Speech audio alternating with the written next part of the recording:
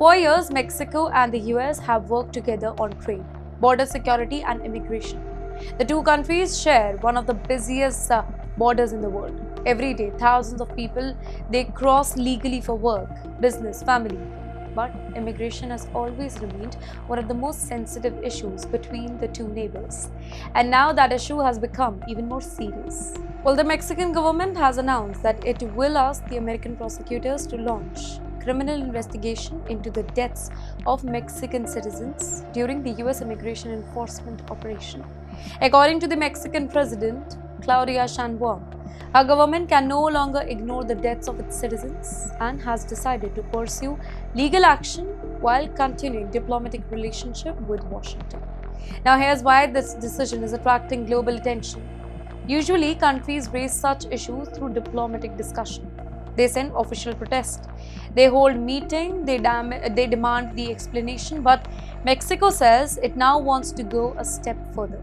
Officials have announced plans to file formal criminal complaint with both the state and federal prosecutors in the US.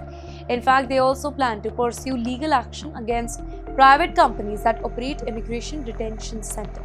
Well, the latest move follows the death of Lorenzo Salgado, basically a 52-year-old, a Mexican national who was shot during an immigration enforcement operation in Houston. According to the US Department of Homeland Security, the man ignored officers' commands and attempted to drive his vehicle towards an agent, leading to the whole shooting. However, his family strongly disputes that version of events. They say that he lived in the US for 35 years. He had no criminal conviction and he was working towards obtaining the legal status. They are now demanding the release of video footage from the whole incident. The story is much bigger than one case. According to the Mexican government, 14 Mexican nationals have been died while being in the ICE custody, while others have died during immigration enforcement operation. Mexican officials argue that these repeated deaths raise serious concern about the treatment of migrants inside the American immigration system. The US Department of Homeland Security, however, rejects the claim that deaths in custody have increased significantly. Officials insist that IC detention centers maintain high standards of care, dispute suggestion that there has been a dramatic rise in casualties.